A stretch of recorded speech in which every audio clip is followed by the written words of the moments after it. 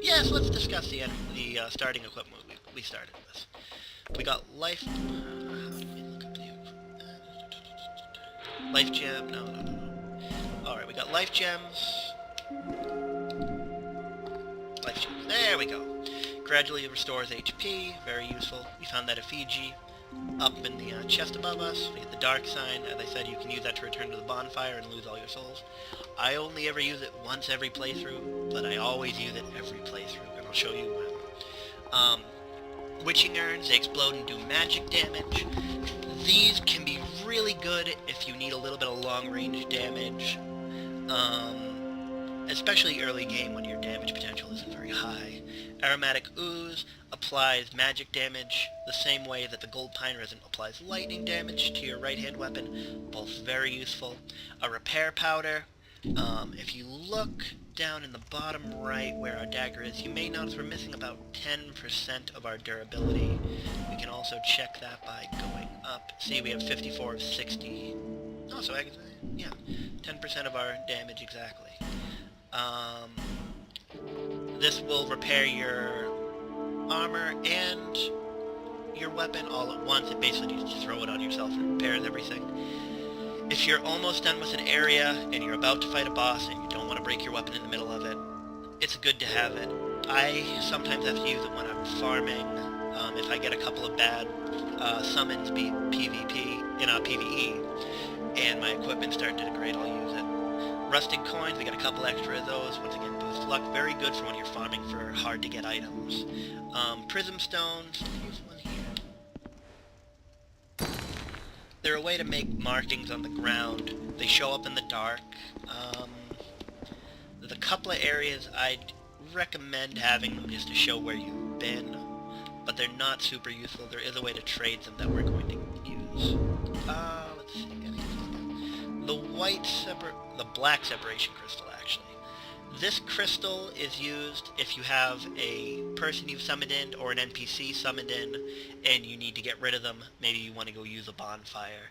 Maybe you're in another person's game and you want to leave. You use this item here. This is the Bone of Order. If you get invaded and you lose connection, or you... I hate to encourage this practice, but if you're invaded and you're real close to the boss and you don't feel like you could do it again, you can close the game, it'll desummon the invader and you can log back in. If you do that too often, you will be removed from the queues for PvP and PvE. You won't be able to summon, you won't see signs. I don't think you'll see helpful messages from others as often too. It's bad. You can use the Bone of Order to basically reset that. Once you've used it, it's gone. I've never had to use it. I don't know where to get more of them. The wiki's your friend on that. Play with honor. You're gonna meet stupid people, rude people, very cruel, horrible people who destroy all your hope in society and humanity. But keep your own honor. We got a Pharaoh's Lockstone for starting as the Explorer. This opens devices that we meet along the way, do various effects. I might cover a couple of the really good ones that you do want to activate. It's great that we have one this early on because they're expensive. Smooth and Silky Stone, you can use it to restore a small amount of HP, not very useful. It's also for trading. There's a character we're going to meet very soon who loves these and will give you stuff for them. And the Petrified Something, also used for trading, nothing else. Alright, so, one other note, you can attack every NPC in this game. You can kill a lot of them and they will drop effigies, they will give you cool items, sometimes they will drop their armor or their equipment. It's not good. I recommend strongly against it. Most NPCs that you want to kill will be,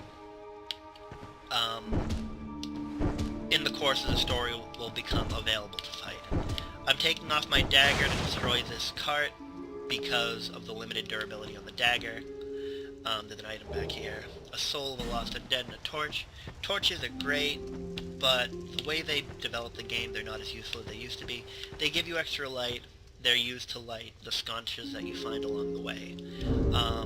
For that Soul of Lost Undead that we got, in the bottom right is the amount of souls you've collected from killing enemies. It's used as a currency, it's used for leveling up. These souls that you find as items can be eaten or broken in some way to increase that. It's good to hold on to them. If you're really close to a level and you want to just push yourself over, use a couple of them.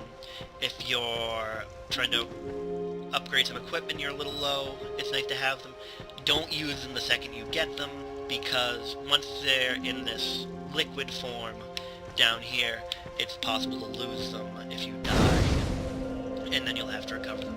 This is a bonfire. Walk up to it to light it. It's now accessible for teleport. If you rest at it, it will refill your health bar. It will also repair any items that you have on you. I'm going to take off some of these items, but we don't need all this. And the temptation to use them is not worth it right now. I'm going to keep the life gems just for repairs if we get hurt. No, not repair, healing.